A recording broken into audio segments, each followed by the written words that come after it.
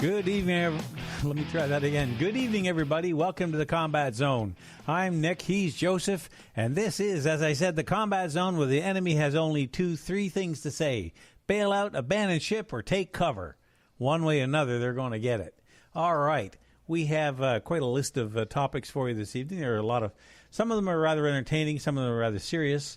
Everything from supply side management to the cabinet shuffle. We're going to talk a little bit about Donald Trump tonight. Just got whatever crosses our fertile, imaginative, creative minds that are worthy of your attention. All right, so that kicks it off. I got to tell you that today was a kind of a fun day around here. My 23-year-old son bought his first car, and that was quite an adventure. And he's happy with it, and I'm just tickled pink. The dealership treated him really well. He got a 2013 Honda Accord. It had a 4-cylinder in it, but it was 6-speed, and it's a great car. He's going to love it. I know he will. So congratulations to my son, Jordan. Getting your first car is always a big deal. Okay, so we're almost 2 minutes in, and I thought I'd just sort of let people know you're here. Yeah, just sort of, it's kind of like parallel parking. You know, I've been driving down the street here in my mind, looking for the right spot to try to squeeze in there. Well, I was just going to take a breath and give you a break and give you that opportunity. You did, absolutely. Yep.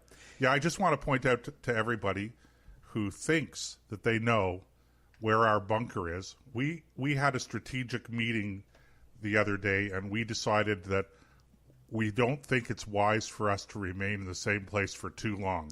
Well, so we're still in the bunker, but we've changed locations. This is Studio B. That's right. Studio B. Right, Studio B. Yeah, I'm winking. Okay, listen, guys, thanks for joining us in the Combat Zone this week. And yes, Nick was right. I'm Joe, and he's Nick. And I'm only saying that because he's got that wrong from time to time. Me? Make a mistake? Yeah, really? You make a mistake.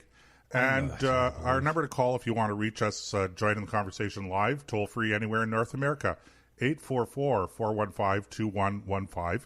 That number again, 844-415-2115. Or you can, if you're listening to us on live, which is actually probably where you are listening to us. If you want to chat live, leave a comment.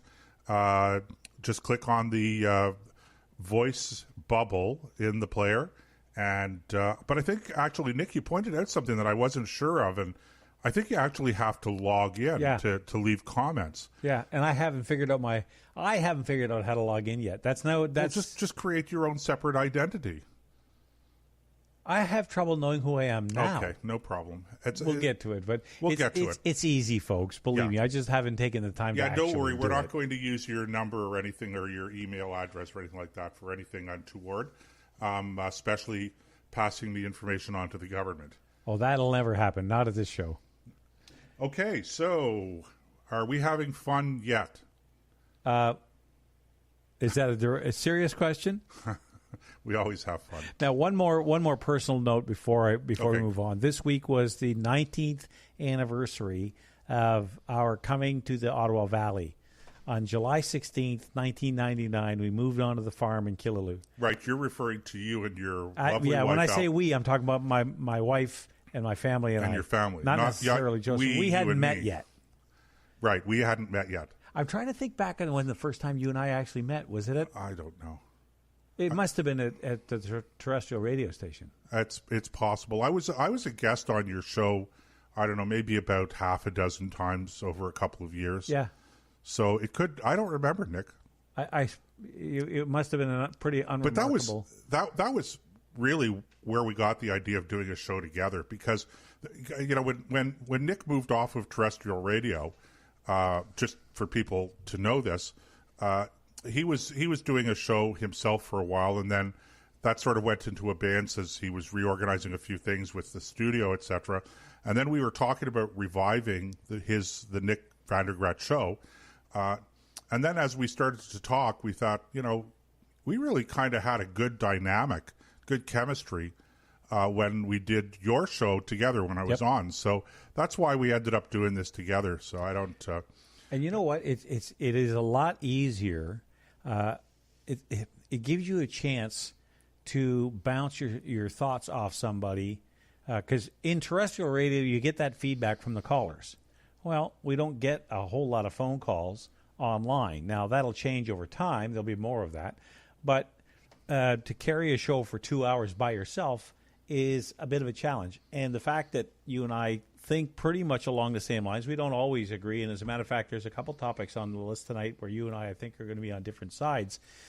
But there's enough of a synergy between us that I really like the way that it works and it feels. So I'm excited. This is what, episode 19 now? I believe it is 19, yep. Correct. I think so. Anyway, so we've done this about 19 times, and I'm really enjoying working with Joseph. He's a great guy and has a really good head and his shoulders. So he's the if we were a comedy team, he's a straight guy, the stand-up guy. Why does Laurel and Hardy or or Abbott and Costello come to mind? This is another fine mess you've gotten us into. Anyway, on the list of topics tonight, I thought we'd start. Well, we've been plugging this idea of talking about supply-side management for the better part of 3 or 4 days now, because it's an important topic economically for a lot of people in this country. You've got a lot of dairy farmers who, that's how they make their living, is by working within that supply-side management, and egg farmers as well. And whenever you bring it up, the people who have a vested interest in it, they get their hackles up, which is understandable. But one of the things that Max Bernier did was when he was running for leadership, he said, we need to end this. The leadership of the Federal Conservative Party. Yes, I should just be more to clarify, specific. yeah. Yes. Because not everybody, follows politics very quite closely. the way that we do, yeah. Right. So when he was running in that race, he did mention that he wanted to bring an end to supply side. Well, and since, and of course he came in a very, very, very close second in that race.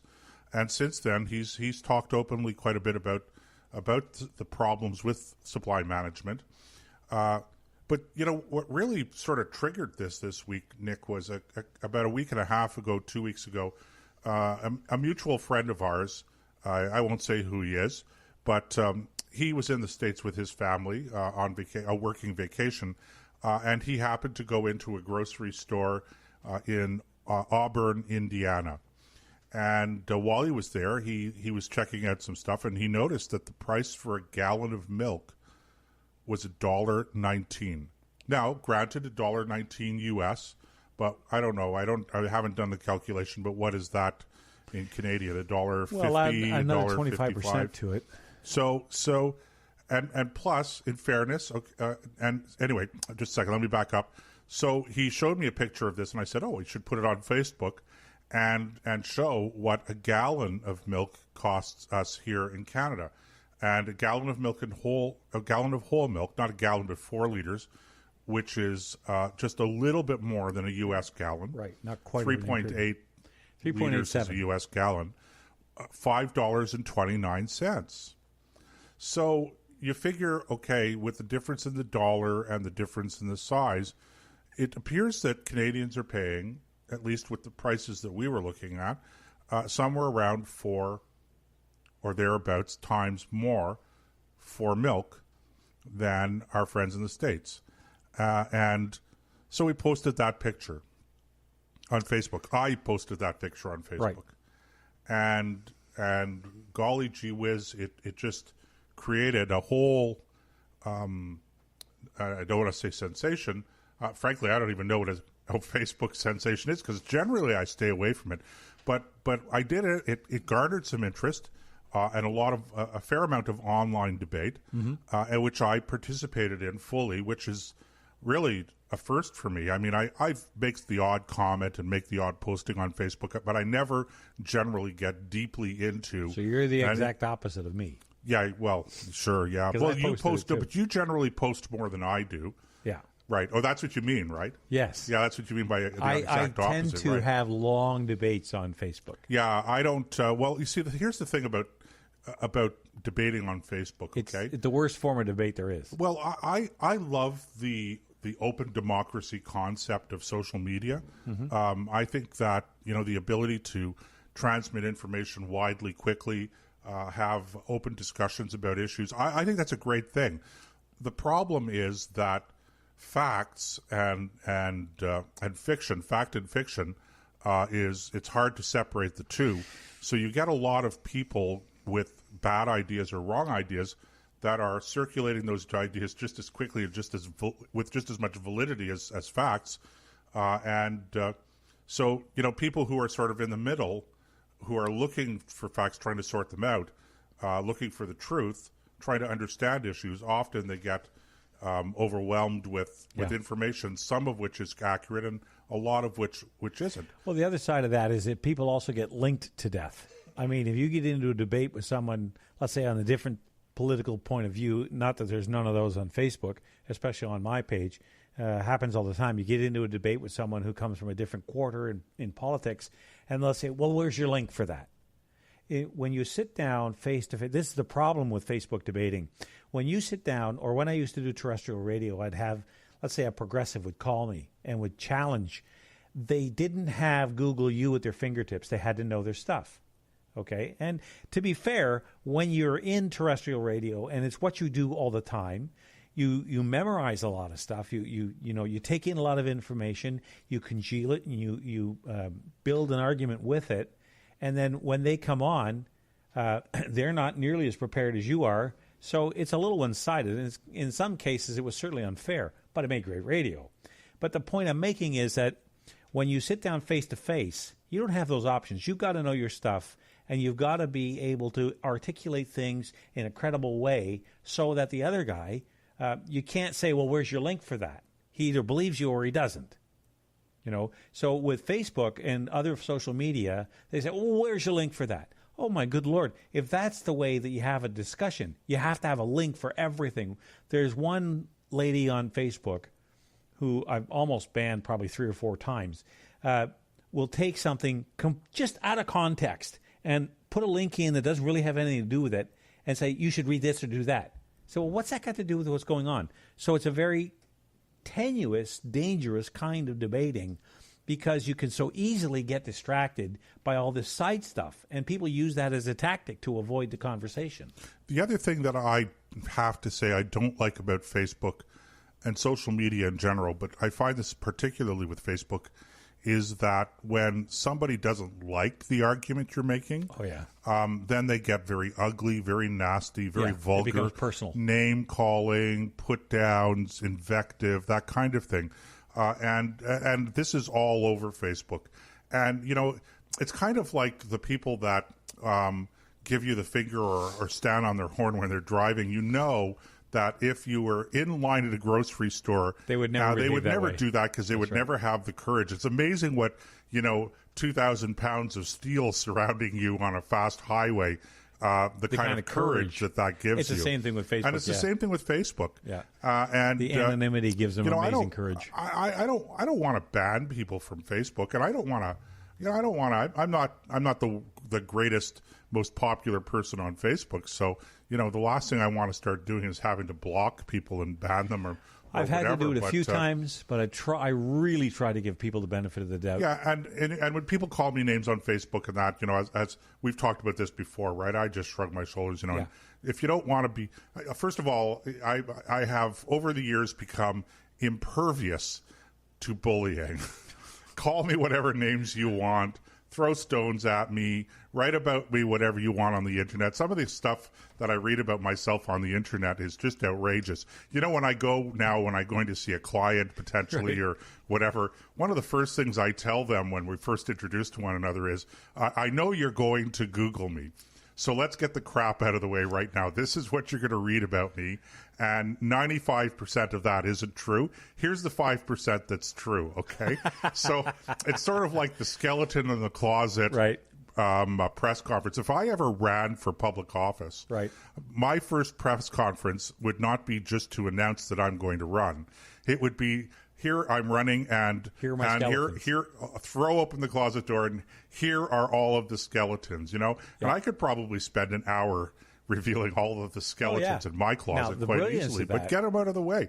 It's one of those things I do not understand about people who get into public life, and they have these skeletons, and they continue to do things that are really quite bad, like quite bad behavior. Yep. And I think to myself, what makes you think you're not going to get caught? Like, what made you think that somebody wouldn't find you, especially in this day and age? Oh, yeah, no kidding. Nobody, I always tell this to politicians. We're way off topic, by the way, because everybody. I'm just going to bring it back to that. I know, people tuned in going, I thought we were going to talk about supply side management. We are. But just let me say this, okay? I always tell politicians, and this is just good advice for everybody, okay? In this day and age, you are never, okay? Did you get that, people? Never off the record. You're never off the record. Okay, you that may be a formal kind of relationship or agreement you have with people in the media, because they kind of get it. They're kind of professional, so they understand the concept of on the record or off the record.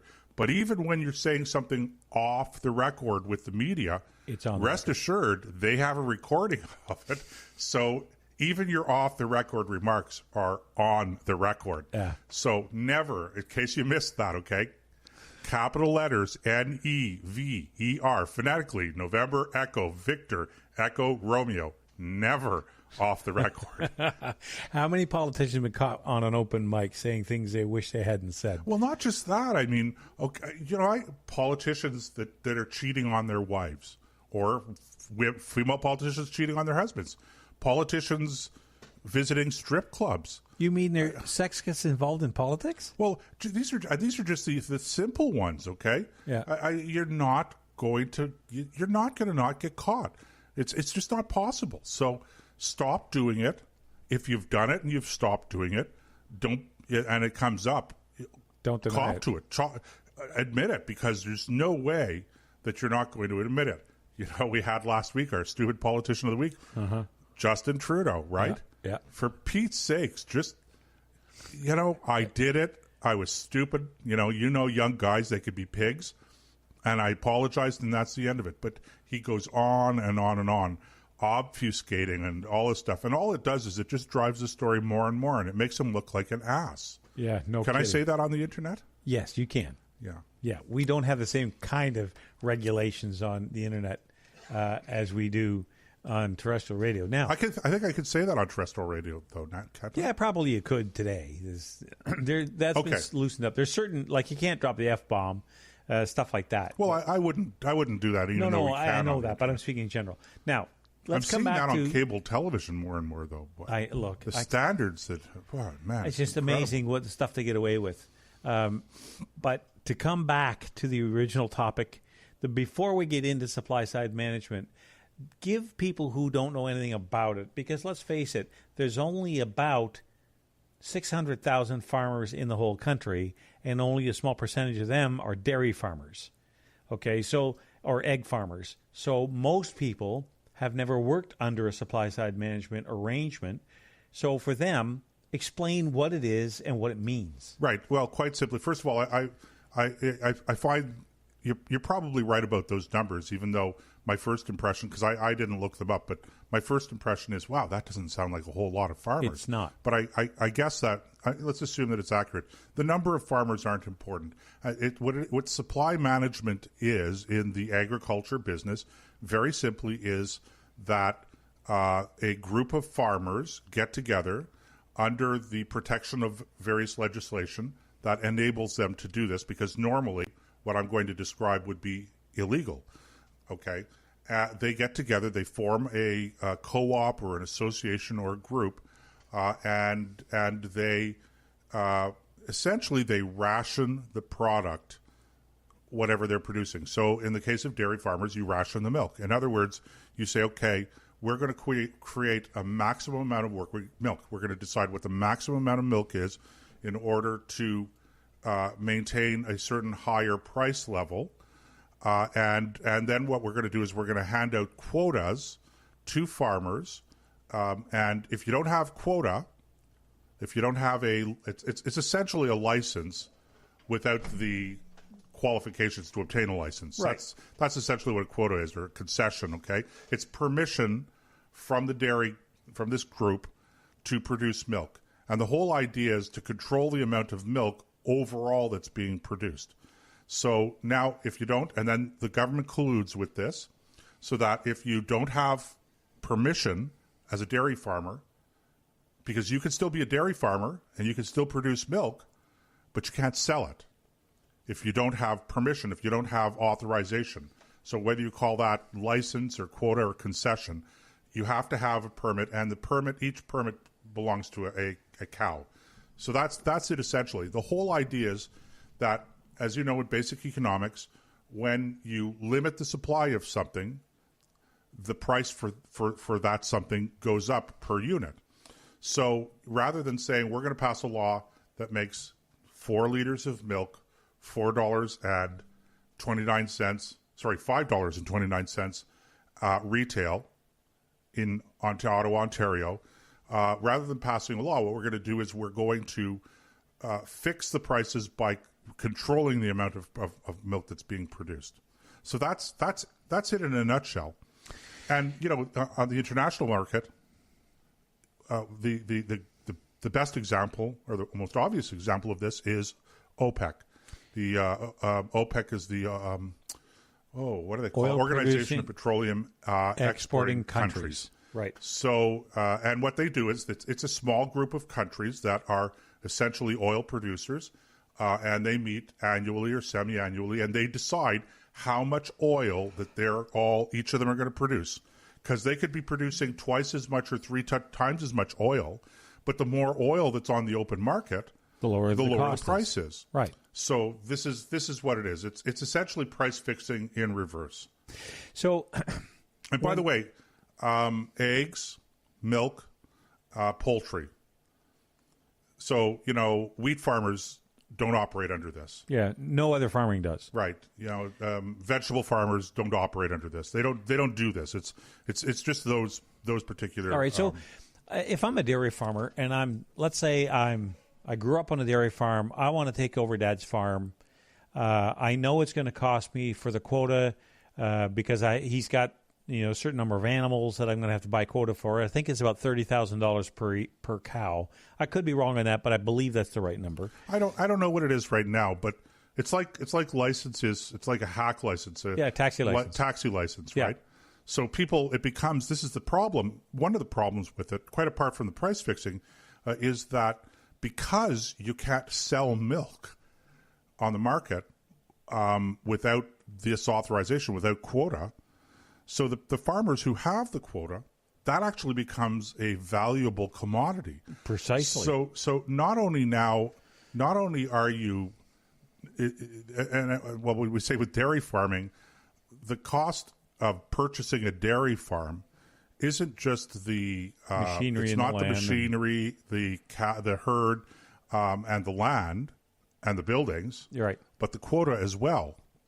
And so and this scheme was developed in the early 70s, I think it was, and now there's a whole lot of farms. There's a whole lot of farmers who are looking at retirement, if they sit down and they want to sell their farms, the thing is that if you want to buy a farm, you got to have not just the money to buy the normal stuff, but you have to buy the permission, and they get to buy and trade. They get to sell and trade this stuff at whatever price goes in the open market. It's not regulated. Where I was going with that is that, let's say I'm 25 or 26. I've just come out of ag school. I grew up on a farm. I know the farming industry. I know dairy. I know what I'm in for. So I go out based on what I know and what my prospects are, and I convince some lending institution to lend me the $2 or $3 million it's going to cost to buy the quota, to buy the operation. And all of a sudden, a year or two later, the government comes along and says, that's it. No more quotas. We're getting rid of the marketing board. That, I think that, because what I'm driving at is what people are afraid of is they're going to lose everything because they're, this artificially elevated price for milk, which it is. It's not a free market price. Therefore, it has to be artificially elevated. Right. These guys are going to lose their shirts. And nobody wants to see that. But I think what Maxine didn't quite make clear was how to go about doing this. Right. So you buy the quotas out. He said that, and he's right insofar as he went. But if you're 25 and you just spent, let's say, $4 million buying a dairy operation, and I'm guessing at the number, I don't know what they're worth, but let's use $4 or $5 million. Whatever it is. Yeah, because the tractor's worth $150,000, so you can take that as some kind of indicator. But the point is, well, now today's tractors with the air conditioning and the super comfort that you could pull over on the side and have a nice nap if you want, and as Steve Martin once said, the Google Phonic, quad Google Phonic stereo system or whatever it is. You could spend $150,000 on a $50,000 tractor. Oh, believe me, those as you very well dealerships. It's not my dad's old Ford 5000, I'll tell you, and it's not my Belarus, my tractor at home. Right. But the point I'm making is machinery is expensive. It is. No matter why, it's expensive. So he's sitting there going, what do I do now? Right. So the way the government, if you follow Maxine's logic, the way to do this is this. You say to the young farmer, say, look, we ended the quota system, so we're going to buy out your whole quota. We're going to pay you for what you paid out for that. Okay. Now, you go to a guy who's been in it for 20 or 30 years and say, okay, you've had 20 or 30 years of artificially high prices, okay, because we've been fixing the prices since the 70s. So we're going to pay you out for what's left, if anything. So you're going to get a much smaller amount than the young kid at 25 would. Right.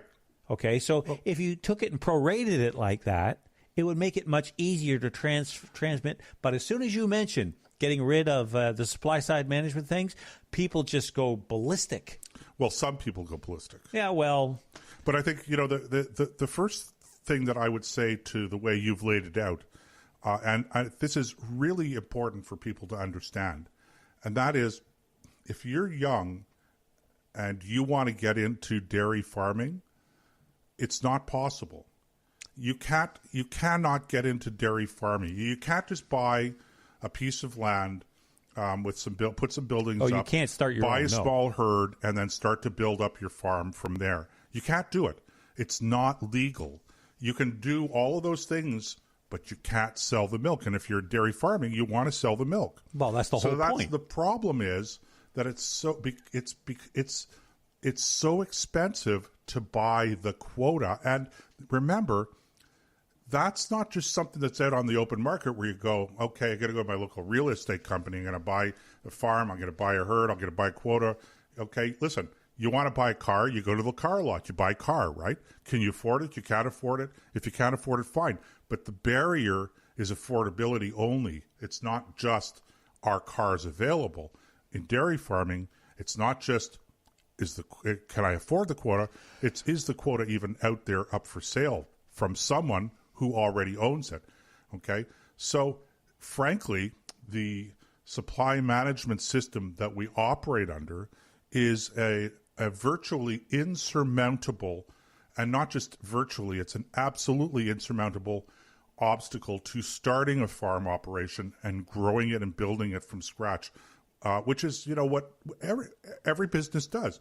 So you have to have the money and you have to have the opportunity meaning that somebody out there who has quota is willing to sell it to you. And it's in that respect, it's virtually impossible to get into the business. Yeah, from that point of view, yes.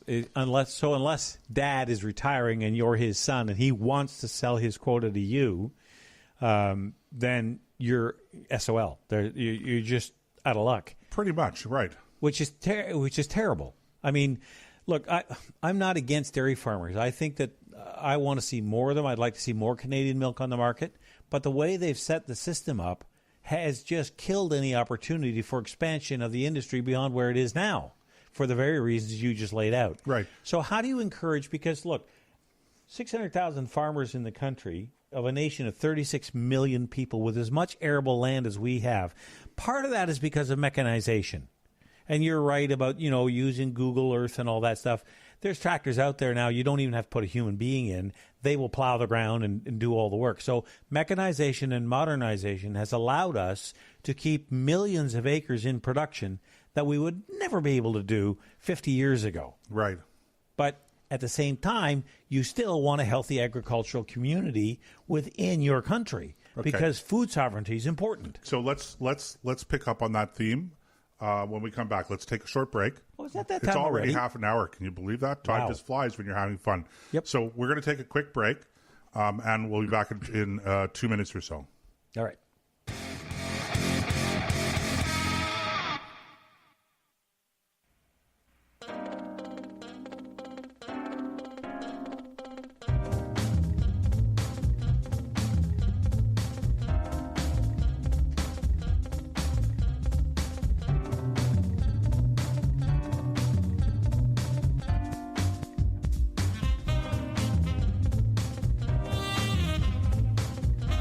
Okay, welcome back to the Combat Zone, folks. He's Joseph, I'm Nick, and I went through the process of logging in to Think Radio, where the Combat Zone is hosted, and now I can respond right away to any comments. If you want to join us there as chat in that chat room, when you get there, you click on Listen Live, and the player will come up, and you'll see there's 4 icons. One's a yellow play button, which you don't have to mess with.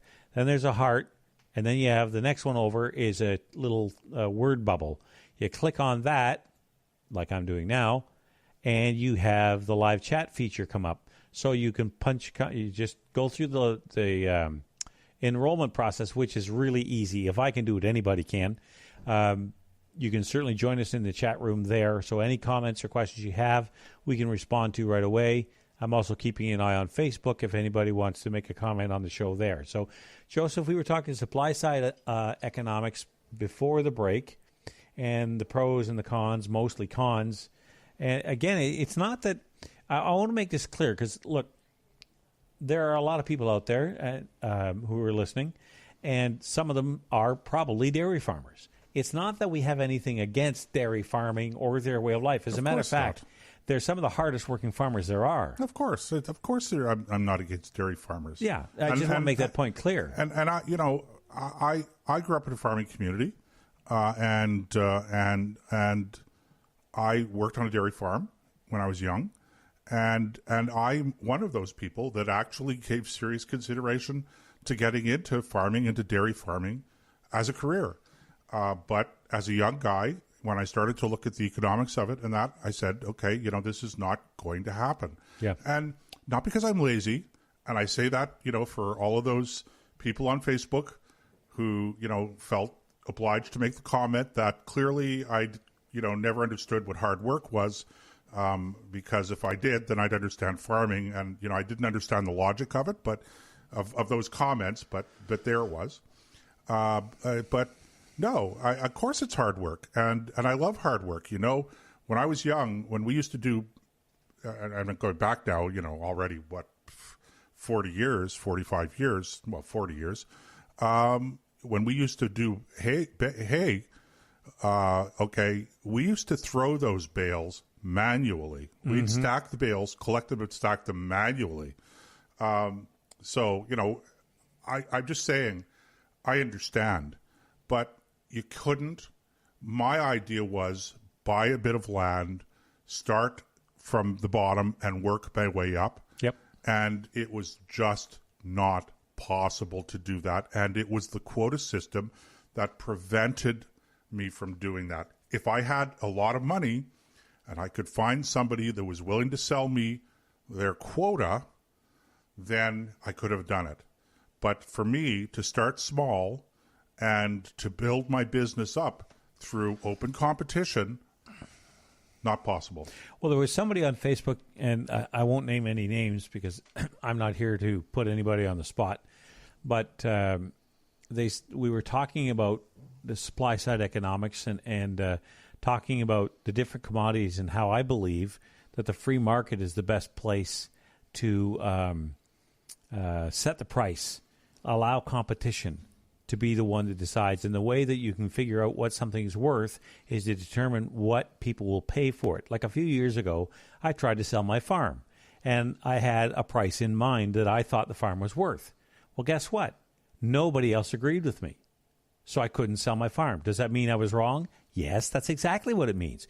It means the price I wanted wasn't what somebody else was willing to pay for it. The free market, the open market, told me what my farm was worth. So we decided that wasn't enough money, and we just kept the farm. for a whole bunch of reasons, not just economic. But the bottom line is, whether you buy a car or whether you're buying a sheet steel for a roof or new tires for the car or any product, any service, no matter what it is, it's all best dealt with on the free market. The reason for that is the consumer wins. Okay, we've got Roy on the line from Alberta. Oh. So, Roy, are you there, Roy? I am, yes. Hey, Roy, how you doing? Enjoying the program. Well, thank you. Very, very well, good. Doing well, thanks. So we're just discussing supply side economics. You being from Alberta, out there in wheat country, you guys, did they have a marketing board in Alberta for wheat? I actually, this is exactly the topic that I wanted to bring up, is the wheat board. I know you're talking about the dairy quotas there in Ontario and Quebec, but we went through this huge battle out west, and it's I have close friends, family that are farmers, and some were in favor of the wheat board and some were against. And I guess it's the same debate, because people learned to be dependent on the government program, and they were afraid to shift from that to the free market. And that's just, I think it's natural when people have a crutch, and now all of a sudden you need to walk on your own. Will this work? So I just wanted to call and say that, yeah, we went through the same thing. For a long time, the majority of wheat farmers in the West were against a free market, and the handful of farmers that really wanted a free market, they were even threatened with jail and all kinds of fines and everything else if they ever sold a bushel of wheat privately. They were forced to sell through the wheat board. And long story short, it ended up that we now have a freer market. I guess to the extent if you want to sell to the wheat board, you can. And there's certain benefits. If you don't want to, you can sell privately. And the good news is it's working extremely well. The free market does work. And that's, I guess, the same principle. It's just, how do you transition from, the situation where there's farmers that paid this ridiculous quotas. We have quotas for chickens and turkeys and everything else out here too. If you want to shift from one to the other, it has to be thoughtfully, planned out. And I guess that's something to kind of figure out. But the principle of a free market, I think we've seen enough evidence all over the world that is the best direction. You're going to have better product, better pricing. It's a win-win for everyone. Now, that's just my opinion from out west. How did you, are you familiar enough with the topic to know how that transition was handled? Like, obviously they didn't just use the hot, sharp axe to cut everything off. There must have been some kind of transition period or, method. Are you familiar with it enough to be able to speak to that? Yeah. I mean, it was relatively easy with the wheat board situation. They just allowed farmers to choose. It wasn't like the wheat board disappeared overnight. There were enough farmers that believed in the wheat board that the wheat board still continued to exist, and I think even to this day continues to exist. I don't know that for sure, but just through that transition, the farmers had the ability to choose to withdraw from the controlled system and to enter into the free market. And at first it was a minority that were in favor of a free market, and now it's the vast majority that way prefer the free market. It's worked out better, and it just I think it's just a matter of people understanding that a free market works long-term better for everyone, and it's that transition that has to be figured out. Okay. Now, one of the questions that comes to mind when you're explaining that, and if you don't know the answer to this, that's completely okay, but were farmers allowed to, maybe one year they're with the wheat marketing board, next year they might sell 10 or 15% of their crop on the free market system, and the rest go to the marketing board, and transition that way? Or was it you had to decide that year whether you were going to go one way or the other? I don't know that for sure. Okay. I mean, I'm not directly in the industry. I just had friends and family that were very, very involved in the fight for freedom out here in the West. And it was quite interesting to see how many of the farmers were very resistant to the idea of freedom. Mm-hmm. But now that we do have that option, it's worked very well for the wheat farmers out west. And I think that probably applies for other markets, but it's not an easy transition for people that have paid a fortune for a quota, for example. I mean, that has to be figured out. So, Roy, you're in Alberta, right? I am. Yeah, I'm in Calgary, yeah. Okay, so tell us, how is it that you guys elected an NDP government? Now that's mean. What were you thinking, man? Yes. It's a long story, but when you split the Conservative vote down the middle, terrible things can happen, and it happened to us. I'm telling you, it's very, very bad for the Alberta economy that we have an NDP government, and we just have to look over the border in Saskatchewan where they have a good government, and both are oil and gas dependent economies, both very strong agriculture, but pretty well everyone agrees that Saskatchewan is much better shape because people with money feel safer investing in Saskatchewan right now than in Alberta, but we hope to change that in just over a year. The split vote was the big mistake that took place here in Alberta. All right, Roy. Thank you very much for the call. Enjoy your evening out there in Alberta, and I hope you call us again soon. Oh, we will. I really enjoy the program, and we will tune in again. Thanks. All right. Thanks, Roy. Great. Good night. Great, Roy. Thanks a lot. We appreciate the call. You know, that's an interesting. I'm glad he called in because it gives us a little bit of meat for grist for the mill, I should say. Grist for the mill. Yes, talk about an old agricultural term or an agrarian term. And I love those. But anyway, you just love cliches, Nick. C'est moi. C'est moi. Anyway, that's as much French. That's as much French as Nick speaks. That's all the French I know, man. You get me on that. Or more accurately, it's all the French that Nick is going to admit to knowing. Well, believe me, that's all the French I do know. There's no that's the admission is. Yeah. Other than oui et non, and that's about it. Now, I'm not being insulting the French language. Believe me. Well, you are, but not purposely. Not on purpose. It's an accidental thing, and so I avoid using French any more than I absolutely have to because I don't want to embarrass myself, and people take offense at my butchery of their language. Anyway, that aside, what Roy's call does do, is it demonstrates that these kinds of things can be done. Now, I can hear some of the arguments from the dairy industry saying, yeah, well, wheat isn't milk. Wheat doesn't carry with it the chance for disease to be transmitted through. I'm just saying that these are the kind of objections I hear this too, and it's a red herring. Look, first of all, there's no safety issue whatsoever involved with supply management. Okay, doesn't exist.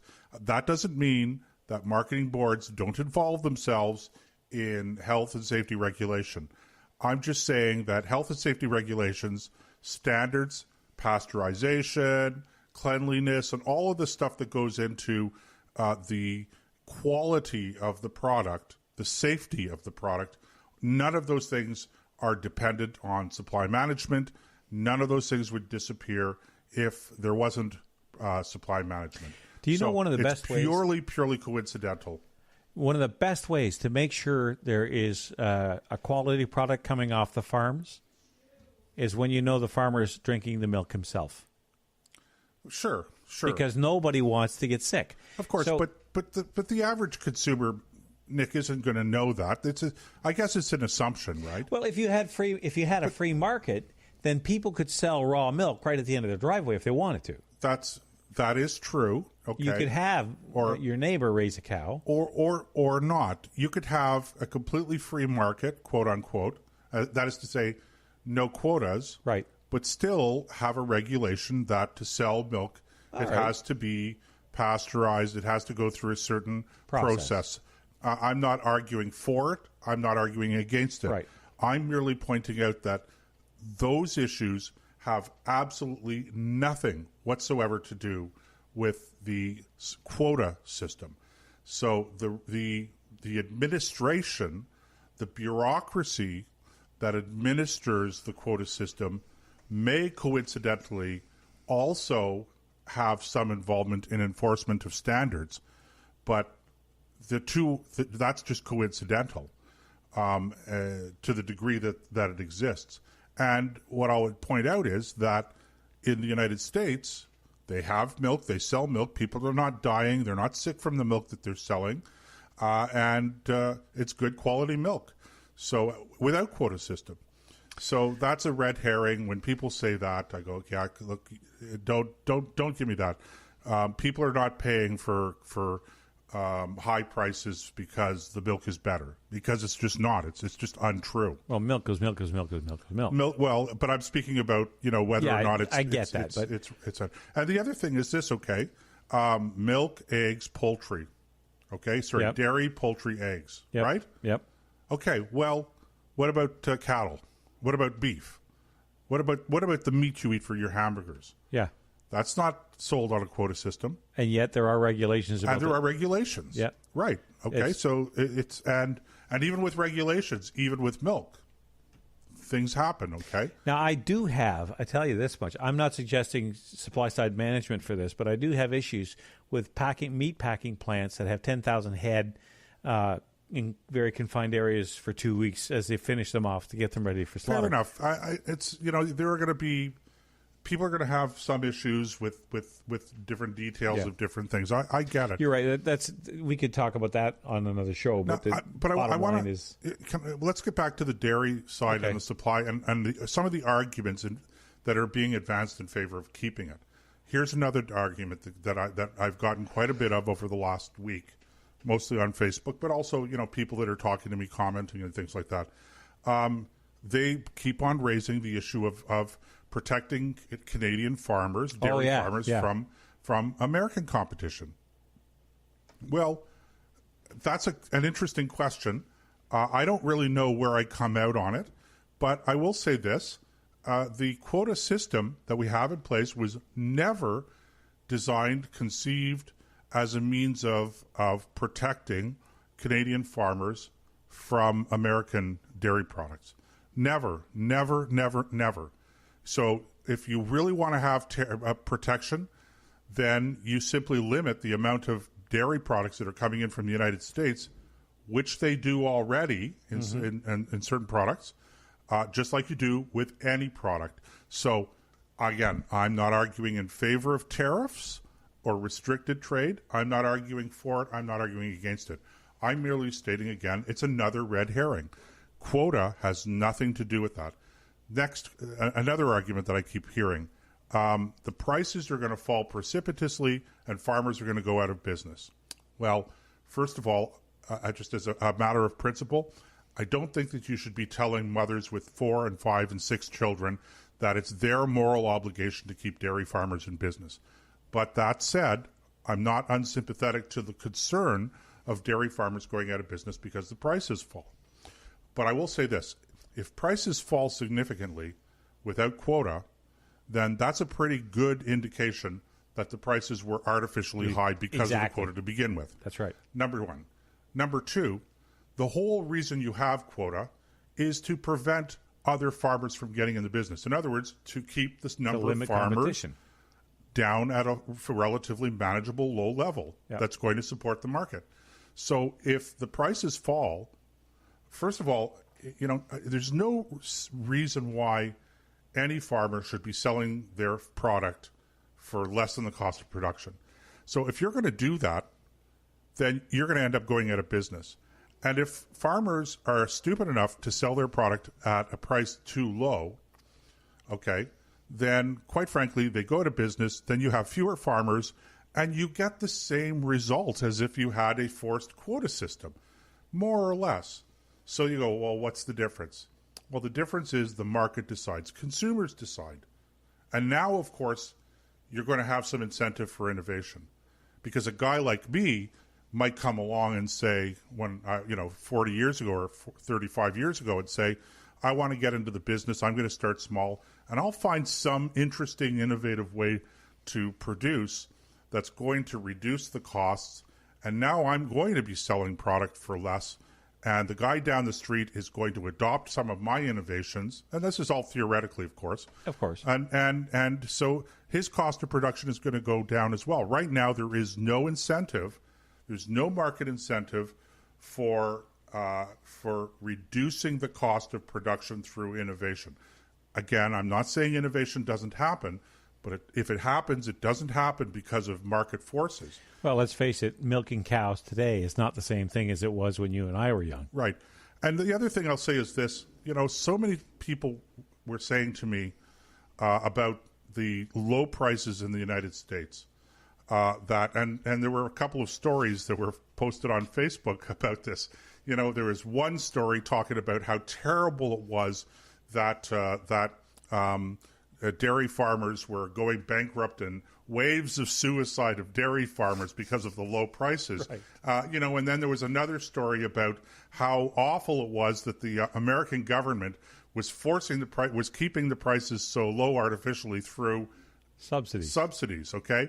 I'm going, okay, guys, look, I honestly, I don't know the truth. I don't know which it is, but you can't have both. You can't say that dairy farmers are going out of business because the price is too low, and the price is too low because dairy farmers are getting too much subsidies from the government. And by the way, that's why the prices are low, and that's why we have to have marketing boards for milk up here, because otherwise those farmers down there who are getting subsidized by the states are going to dump their subsidized milk up here. I mean, these are the arguments, and I'm going, guys, there's obviously an issue. And, you've talked about transition, Nick, and, it's a fair point. I don't know what the answer is in terms of transition, but there has to be a transition period. I think Roy was quite right that, it's for smarter people than you and I to figure out how to transition. Sure. But I think it doesn't take rocket scientists to figure out that this transition needs to happen. But can we have an intelligent conversation about it? Yeah, and that's what I find the most astonishing thing about this is so many people got into the debate, and so few people actually got into the debate intelligently and actually read or listened to the other side, whether they were making sense or not, and just thought about what the other person was saying on both sides of this. And as I say, that to me is perhaps one of the most troubling aspects of the Facebook democracy. Facebook democracy is a very great phrase. I like that. One of the things about this as well is you also had people, and I guess it falls in line with what you're saying, but going back to the original problem with Facebook debating is the fact that anonymity provides courage, for one thing, and people who have no clue about what they're talking about make some of the wildest comments. I read some comments about the care of dairy cattle, and how farmers are polluting cattle with all this different stuff because their teats get raw when they don't know the first thing. I'll bet you they've never seen a modern milking machine, what a modern milking operation looks like. They have no idea. And I remember telling one of them, look, if you can't speak intelligently on the topic, don't speak at all, because you're not helping. Right. One of the arguments that was advanced for a period of time that sort of got a little bit of traction was the idea of those evil Americans having growth hormones feeding and not getting into the milk. And but of course I shut that down right away because I got a picture from one of my friends, well, same friend actually, of jugs of milk, and right on the label is that no growth hormones. Okay, right. Well, I guess if you're going to make the argument those evil Americans are lying, I can't. Never mind the laws about false advertising. Yeah, I don't know. It's a little frustrating. Anyway, look, we flogged this one to death to a certain degree. Let's just as we're heading towards a break pretty soon. Well, let me just say this, okay? Bottom line is this, okay? Whatever the pros are for marketing for the people who benefit from it, and whatever the difficulties, supply management, and whatever the difficulties in shedding supply management, and there are difficulties, there's no question. Yep. The system the way it is right now punishes consumers, it punishes families with young children, and particularly those families who can afford it the least.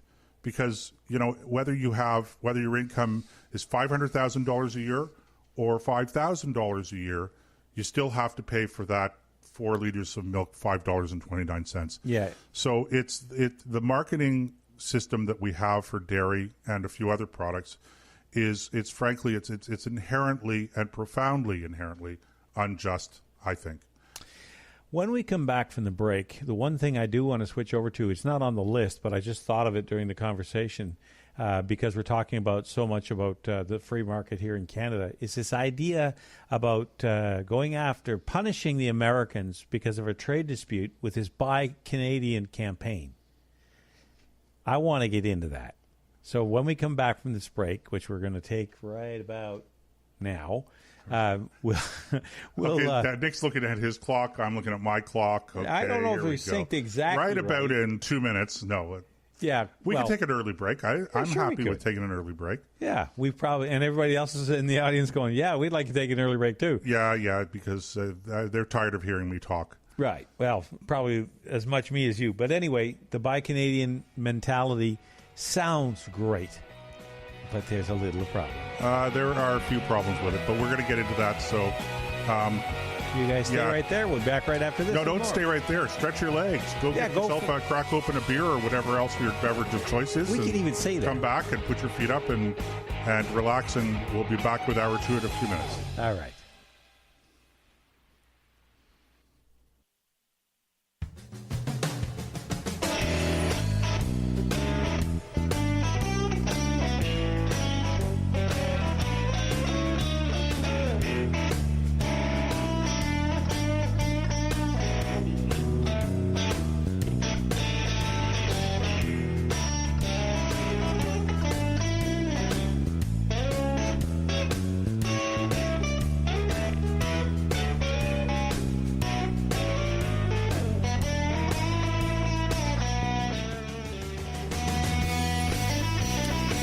Okay, welcome back to the Combat Zone. I'm Joseph, he's Nick, and you are in the bunker with us from a secret location that is different from previous locations because we do not believe, as I said earlier, that it's in our best interest to remain at any single location for an extended period of time. And we've, by the way, if you're looking for us through our GPS or anything like that, I insisted before we started the show tonight that everybody around here turn their cell phones off and remove their batteries. You take the industry. Sorry, Mike, is your mic on? It is now. Was it off? I think so. Okay. All that. Oh, my God. No, I think people were picking it up and they were going, I'm getting these I can't hear them. I'm getting these messages going, Nick's mic isn't working very well right now. All right. No, guys. You can hear me now. Nick's mic was working perfectly fine. It's Nick that wasn't working very well. It's just that the switch was off. I was making some great points. You were hearing him, if you heard him at all, through my mic. My basic point was the idea that having internal tariffs between provinces makes our really sheds a completely different light on our international tariffs. We can't even sort out our own backyard. Never mind work out deals with the neighbors. So it would seem to me that the first thing to do would be to pull these provinces together, slam their heads together and say, knock it off, drop the trade barriers, and allow BC wine to be sold in any part of the country it wants to, have people in Ontario ship tomatoes to any part of the country they want to, wherever the market can absorb them, and wherever they can be competitive, let them, because that's how you have a better product and a better service, because when people have to compete with each other, the only choice they have is to raise the quality and keep the price low. And I used a beautiful analogy between two Honda dealerships, and I picked Honda just out of the blue. It could be any dealership, and across the street from each other competing in the same marketplace. And it's all, well, I'm not going to go over it again, but you get the drift. We get the drift. Unbelievable. Absolutely. Nick, see, there's no red light when my mic's not on. That's the problem. I know. I have to think about how to do that. We have to We have to talk to our engineering department about that, Nick. I mean, we've got to talk to you? Yeah, something like that.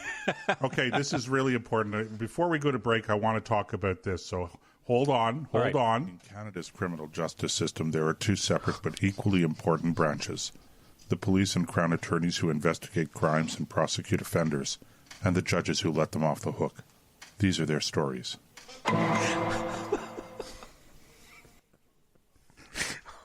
Okay, so what have you got in that file this week?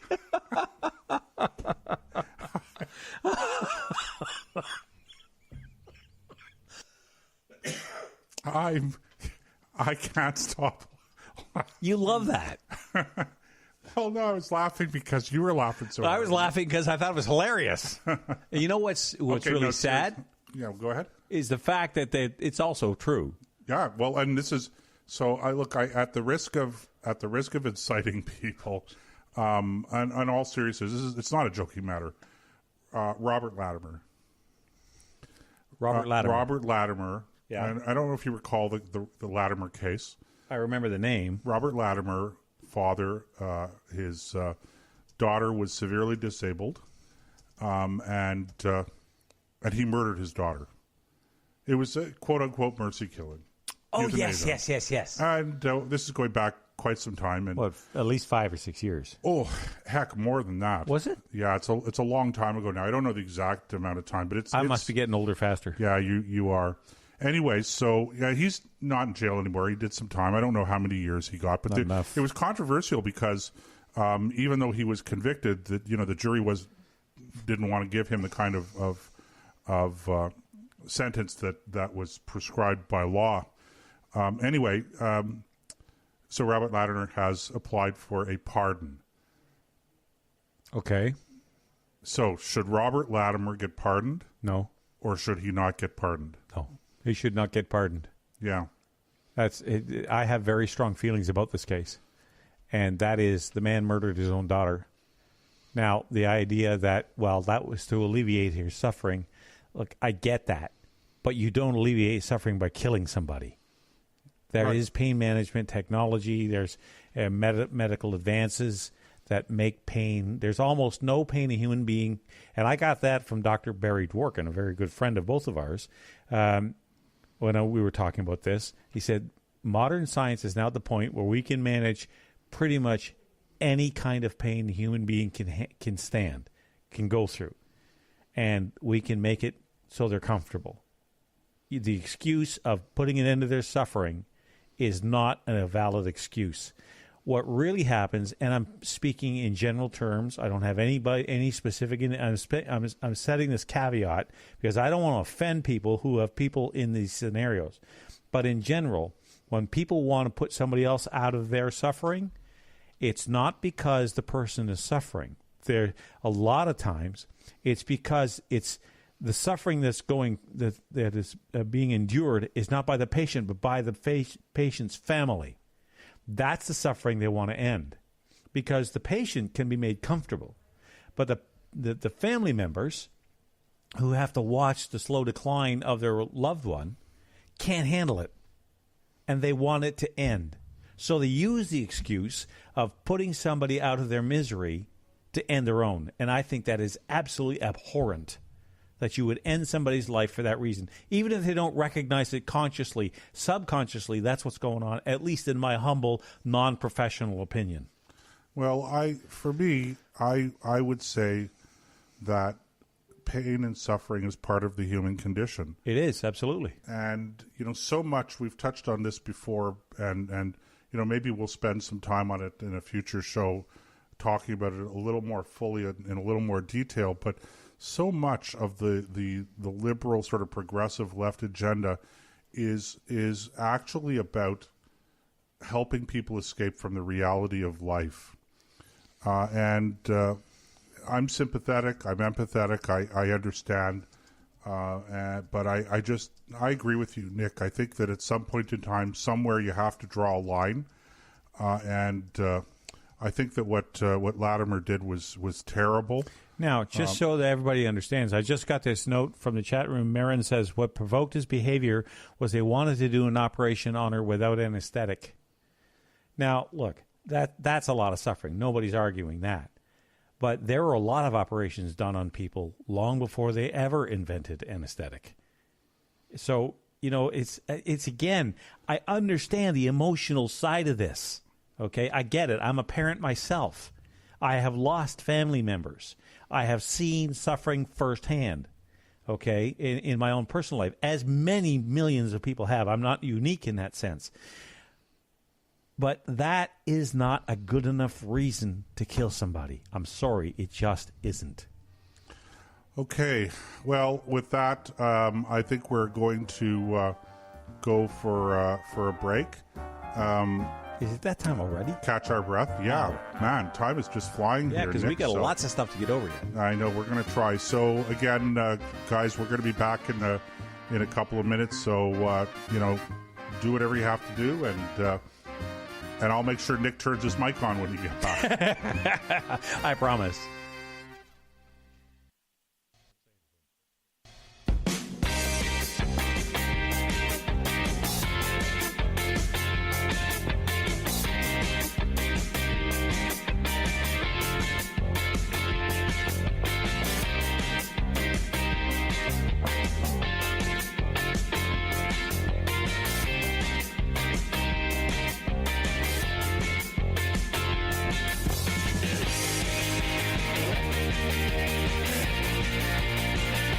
Okay, everybody, welcome back to the Combat Zone. He's Joseph sitting across from me. I'm Nick sitting across from him. All right, we just had one of the fastest half hours I think we've ever had on the show. It just blew by. And it was the most boring for our listeners because they didn't hear much of what you had to say, Nick.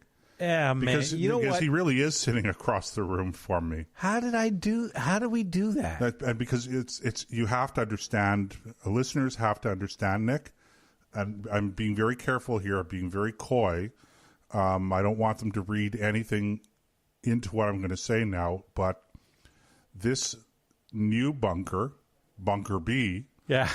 Okay. Studio B in Bunker B is cavernous compared to Studio A and Bunker A. Yes. It is. You can't even stand up and turn around in here. Okay, it's cavernous. We all, it's too bad we don't have the sound effect. Yeah, it's too bad. Well, we do actually, but I'd have to figure out how to use it. We can, but well, we got to leave something for the next show, right? Yeah. And eventually we are going to figure out the video side of this, guys. You know what else we have to do? Yeah, is spell check before we post. I noticed that. I was looking. How do we spell combat? No, I'm looking at the chat. I'm looking at the chat, and it's going, "How do you spell combat?" And I'm going, "Well, I spell it COMBAT. Did I get that wrong?" And sure enough, it was Nick that got it wrong. Sure, I got it wrong. Okay. No question. Yeah, I'm not blaming you, Nick. We're not blaming you, Nick. No, you're probably. Well, we are actually blaming you. Hey, listen. Because I just want to say this, okay? I believe in judging. Well, you know what? My kingdom, I would give my entire kingdom, all my wealth, all my riches, which isn't much. It would make a very small, tidy pile, for a keyboard that could spell. Because this keyboard makes more spelling mistakes than any other keyboard I think I've ever used. Yes, I know. Those damn keyboards. Yeah, I know. They just have a mind of their own. They do. It's somebody far wiser than me pointed out that when it came to computers, the saying is garbage in, garbage out. But clearly not when it comes to you and your keyboard, Nick. Of course not. No, totally. That has nothing to do with me. This is all the keyboard's fault. Okay, now, okay. 844-415-2115. We're into the last segment, the home stretch of this week's Combat Zone podcast. And just checking Nick here, and mic is on, right? Good. Yes, it is on. I made sure it's on. Button up, mic on. I should have noticed, by the way, I wasn't watching the voice level. So in the end, I'll take some of the responsibility, Nick. Oh, good. Anyway, because I'd hate to have to shoulder that burden all by myself. So what we were going to talk about, Nick? Doug Ford launching the investigation. Now, Doug Ford didn't make a lot of promises during the campaign. He did make 4 or 5. This is the general election campaign in Ontario. That's right. I got to remember a lot of listeners aren't. Doug Ford is the leader of the Conservative Party. That's right. And he is the new premier of Ontario. That's right. See, that's why I like having Joseph here, because he fills in all the pertinent details I tend to leave out, thinking that everybody knows exactly what I know, which isn't a whole lot anyway. However, so he made several promises. One, he hasn't fulfilled yet, was to cut the price of gasoline by 10 cents. Sooner he does that, the better I'm going to like it, because gasoline here in Ontario, at least in this part, was $1.22 towards the evening. It was $1.25 in the morning, and funny how it falls over the course of the day. Anyway, so that was one. He wanted to review the sex ed, or go back to the previous sex ed program. He's done that. Yeah, that was a bit of a fiasco. Yeah, true, but he made the promise and he followed through. Well, he made the promise. His new Minister of Education started to follow through, then backtracked. So she went to 100% to the promise. She fulfilled the promise 100%, and then immediately said, "Oh, I made a mistake. I'm only going to fulfill the promise 10%." And then my understanding is now that the Premier has just taken the file out of her hands altogether and said, no, we're going back to the 100%. Good.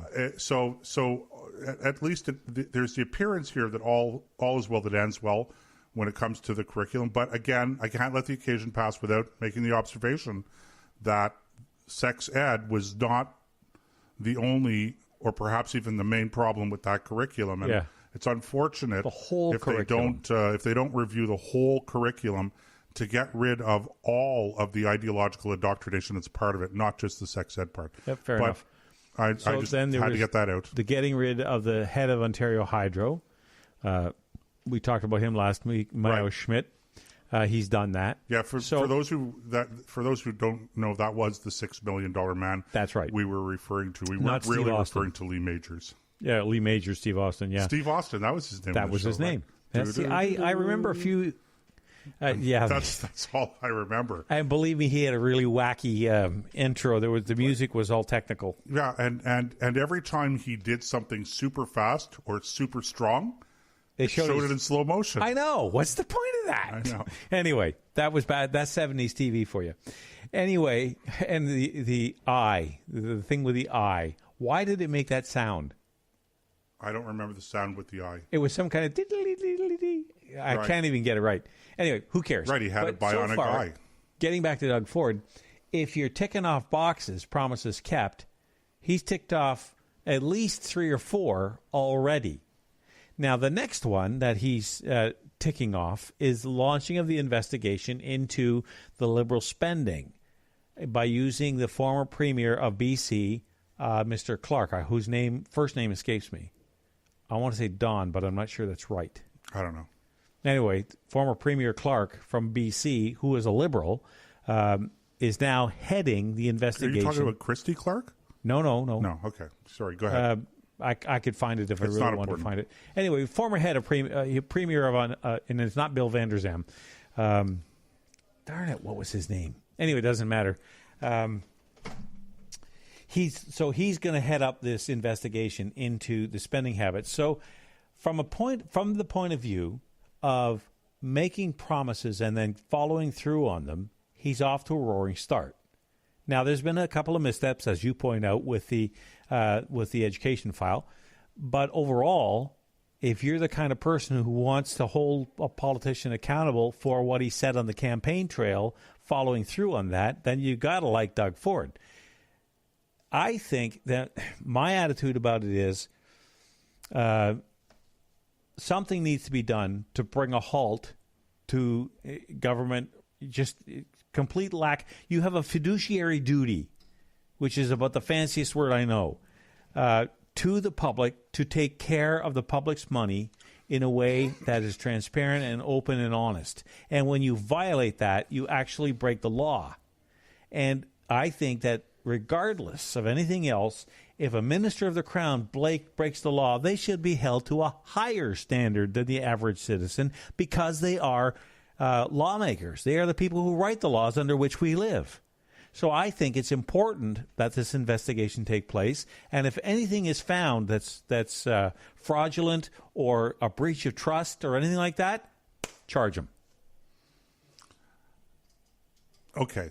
I'm just looking. I think Mark mentioned that he thinks it's Gordon Campbell. Gordon, okay, that makes Gordon more Campbell? sense. That's why Clark didn't. That's why the name Clark Clark wasn't quite working for you. That's right, Gordon Campbell. Thank you, Mark. Appreciate that. Okay, so here's my problem with that. I first of all, obviously, I agree with keeping your promises. That goes without saying. But when it comes to launching some sort of an investigation, and I'm not sure that I would call what they're doing a true investigation. An inquiry, maybe some sort of an audit. I'm not entirely sure, but I know that when we talk about an investigation, as if we're looking for wrongdoing, I don't know that I'm comfortable with that.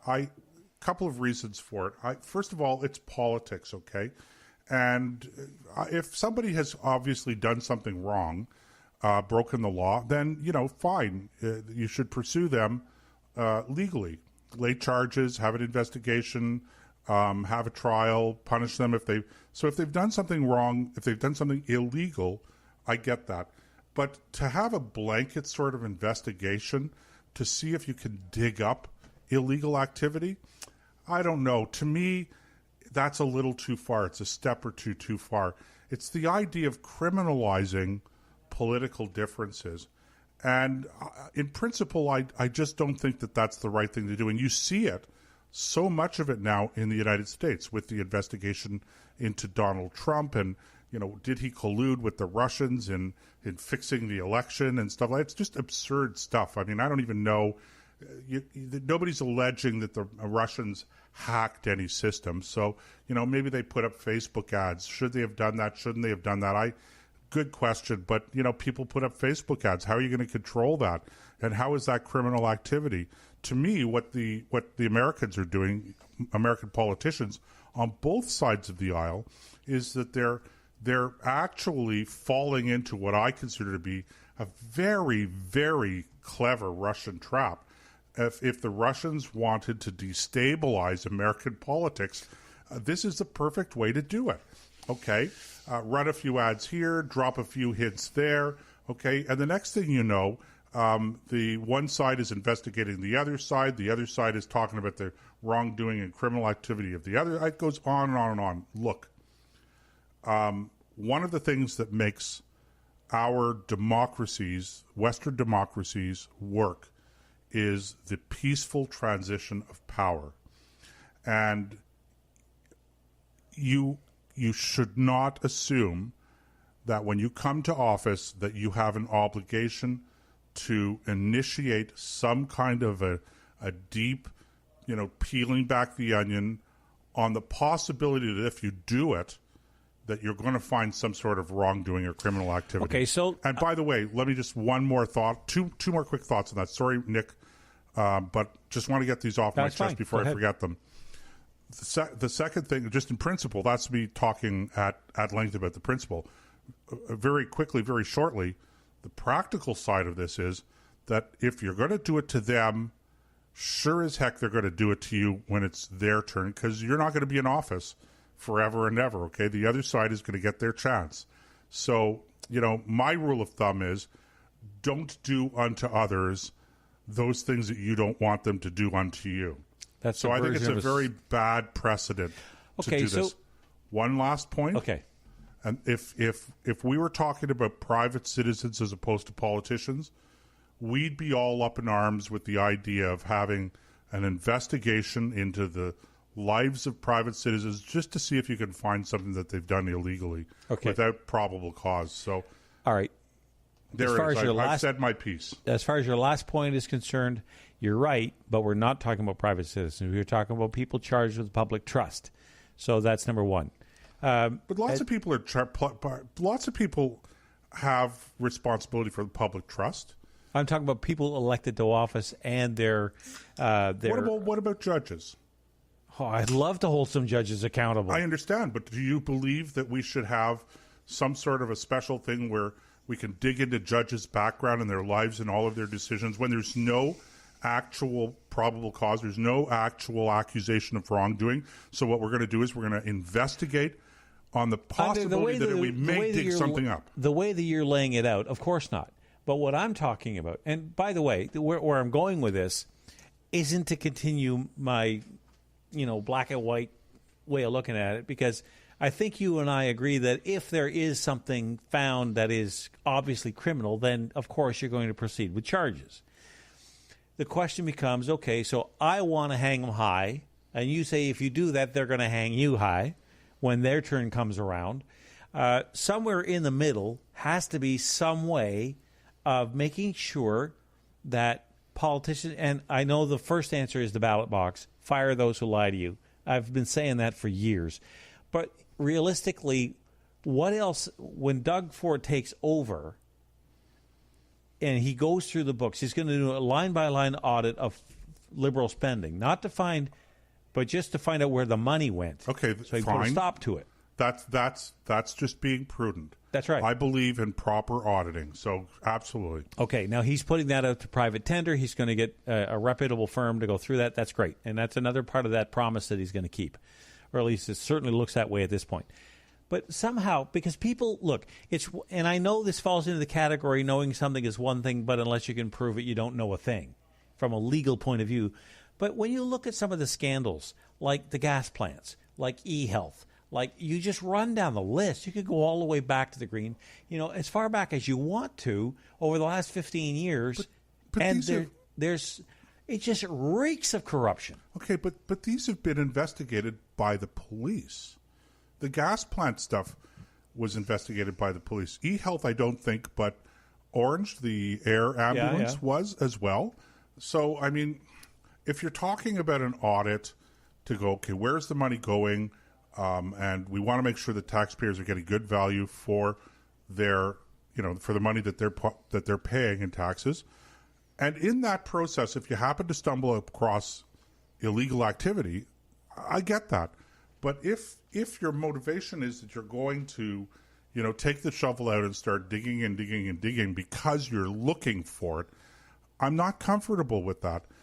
To me, that's the overt criminalization, if you will, of the political process, of the democratic process. And I think that's a very dangerous thing. I think it's a slippery slope, because now we're saying, okay, if you get kicked out of office by the people, that, there's a very real danger that you're going to end up being investigated and possibly finding something to send you to jail.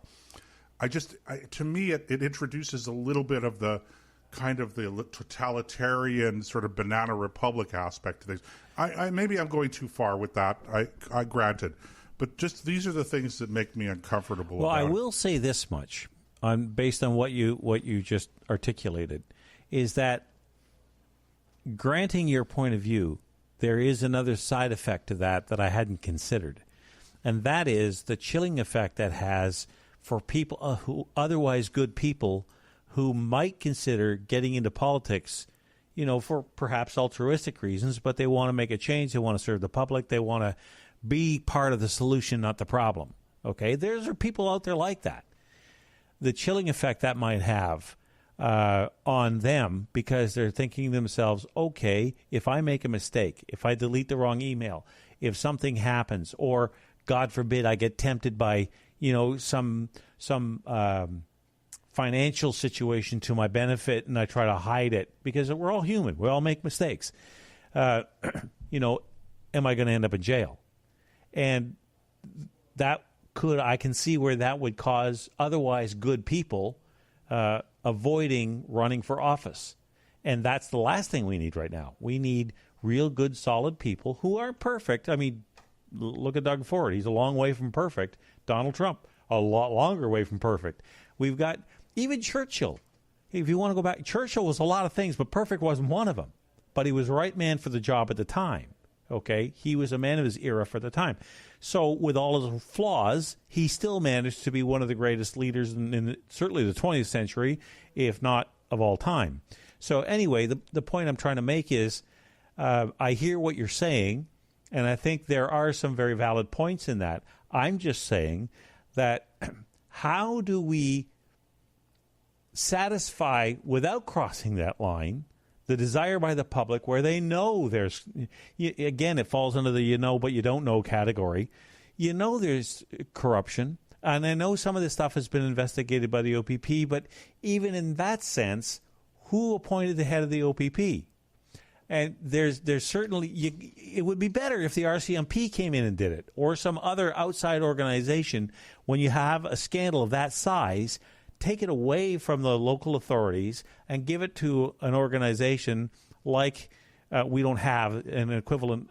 The Americans have all kinds of agencies who could do this, but let's say the RCMP. Right. Now, I don't disagree with that. I think that investigations of the government in Ontario or in Quebec should not be done by any Ontario agency. Should always be conducted by the RCMP. Yeah. Just like the investigation of a head of a municipality, a mayor, in Ontario, ought not to be conducted by the local police force. It ought to be conducted by the OPP, the Ontario Provincial Police. You always go one level higher than. Yeah, I agree with that. I think that's very fair, but that's not really what we're talking about. So I just reiterate that and there's really so much. There's so much. Well, I have to use the word hatred. Yeah. Of Kathleen Wynne and the Liberals. Well, right you're now. Right. There is, or was. There certainly was. That things that they did that were wrong, that may not even be illegal. I could see how the public could be demanding prosecution for things that were not prosecutable. I'm not sure if that's even a word. It is now. But people know what I mean when I say that. Yeah. And the whole thing just throws it undermines the trust that people have to have in the institutions that we rely on to run the province. Okay, I'm going to let you have the last word on that topic, because there is one more I want to get to, because we're almost to the top of the show. Right.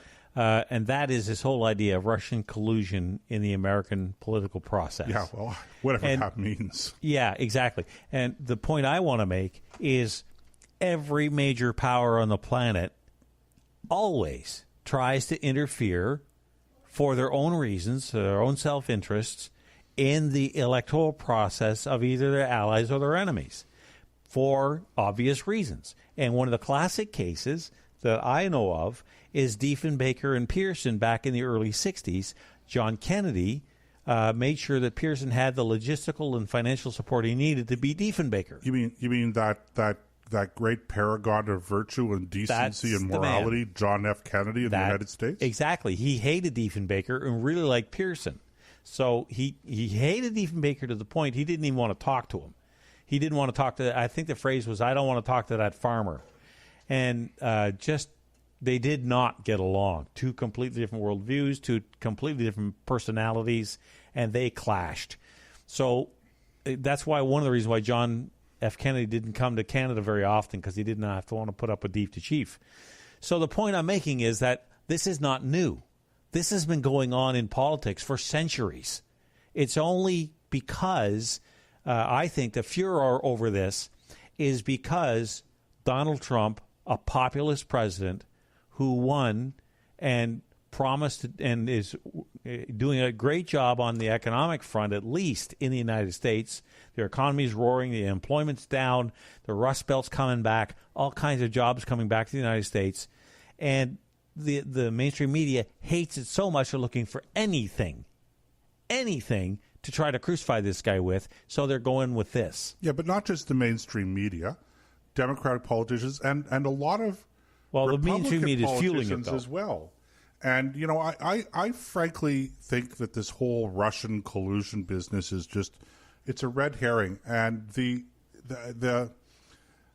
I think that the Russians are playing American politicians on this one like a well-tuned fiddle.